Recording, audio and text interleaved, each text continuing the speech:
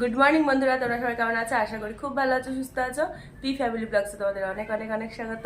আজকে রবিবার, তো রবিবারে একটু মাংস না হলে ঠিক রবিবার রবিবার মনে হয় না। তো সানডে স্পেশাল আজকে মটন নিয়ে এসছে।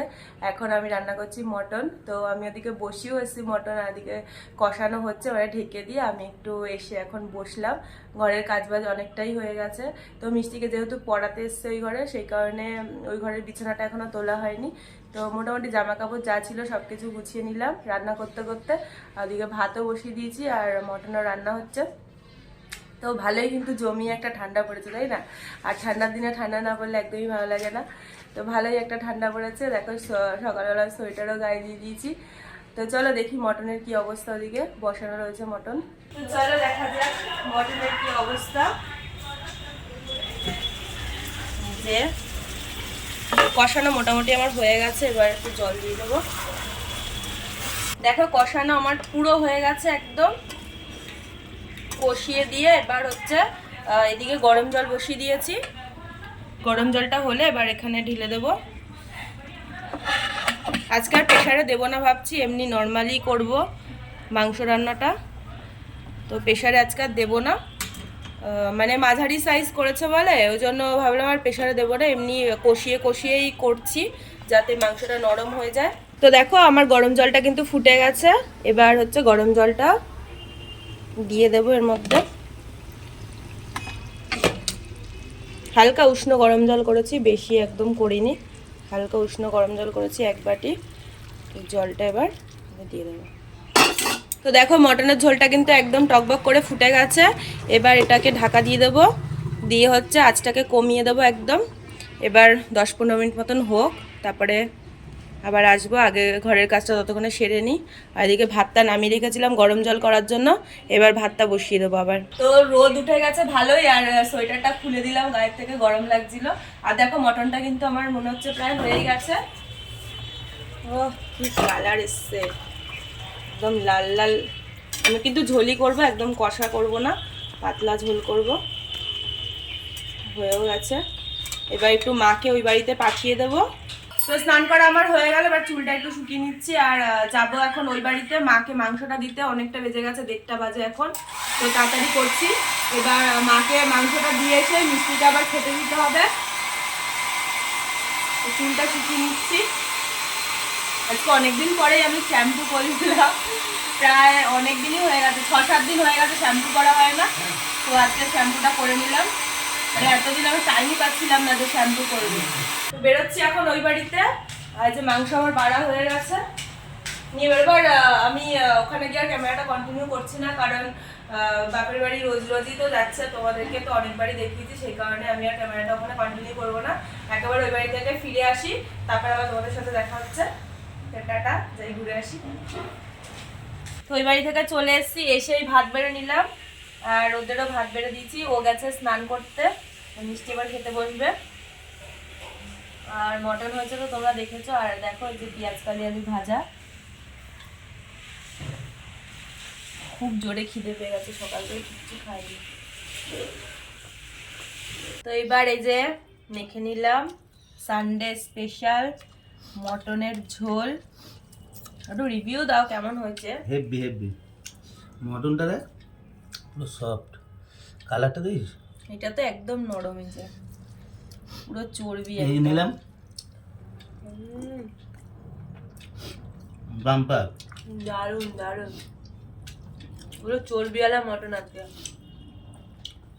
এমনি মটন আমি খাই না। শোনা কেমন হয়েছে? এদিকে লোক সামলাতে পারলাম না। শোনা তো ঝোলই নেয় না, তাও বুঝবে কি করে কেমন হয়েছে। শুধু আলু দিয়ে মেখে ভাত খায়, একদম ঝোল খায় না। আর তো মেখে আর মেটে আর মেটে, আমাদের মিষ্টি মেটে খুব ভালোবাসে খেতে। আলুটা একদম নরম।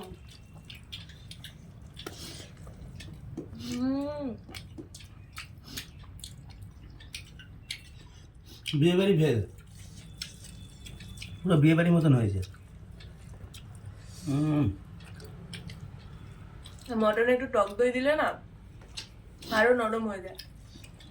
তো গুড ইভিনিং বন্ধুরা। আর এখন হোদল গিয়ে নিয়ে আসলো দই ফুচকা। ওকে বললাম একটু দই ফুচকা নিয়ে আয়, খুব খেতে ইচ্ছা করছিল।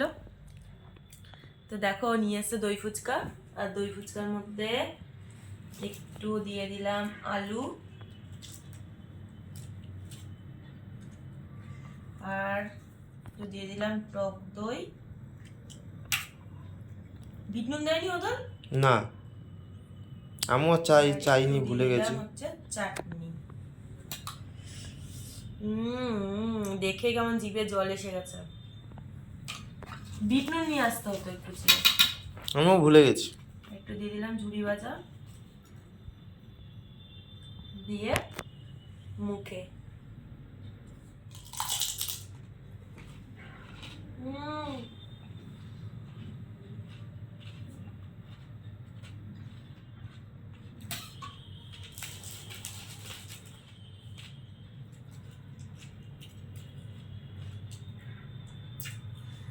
এটা হোটেল নিয়ে এসছে সেই নিউ ব্যারাকপুর থেকে। নিউ ব্যারাকপুর একদম টিকিট কাউন্টারের সামনেই এই ফুচকার দোকানটা, মানে খুব দারুণ দই ফুচকা বানায়। তো ওখান থেকে আমরা যখনই ওখানে যাই মোটামুটি ওই দই ফুচকাটা খেয়ে আসি, ভীষণ ভালো লাগে। আর এখন দাম হয়ে গেছে 50 টাকা প্লেট।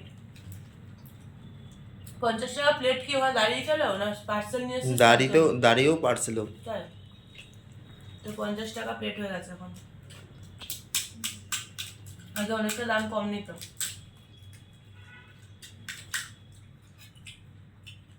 দারুণ হয়েছে, দারুণ।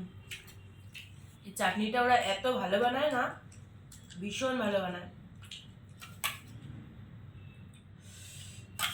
আর কতটা করে করে দিয়েছে দেখো কোয়ান্টিটিতে, এতটা টক দই, এতটা চাটনি, অনেকটা করে দিয়েছে। ফুচকা কম, দই বেশি আর চাটনি বেশি।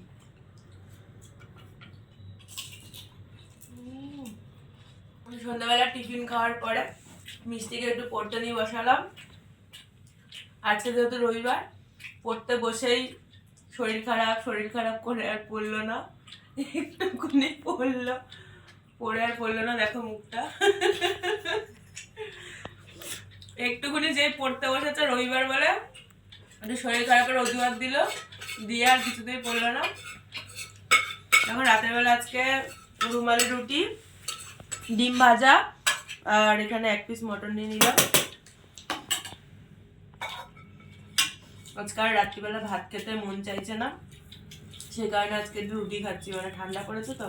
আর ভাত না খেলে যদিও ঘুম হয় না, তো দেখি একটা রুটি খাওয়ার পরে আবার একটু ভাতও খেতে পারি, কারণ ভাত না খেলে আমার কিছুতেই ঘুম আসে না রাতের বেলা। তো এখন রাত 11:15 বাজে, আর খাওয়া দাওয়া পুরো কমপ্লিট, এবার শুয়ে পড়বো। তো আজকে মতো ভিডিওটা এখানে শেষ করছি। যদি ভিডিওটা ভালো লেগে থাকে তো লাইক শেয়ার অবশ্যই করো, যারা আমার চ্যানেল নতুন তারা সাবস্ক্রাইব করার পাশে দেখো। তো টাটা, গুড নাইট, দেখা হচ্ছে নেক্সট ব্লগে, বাই।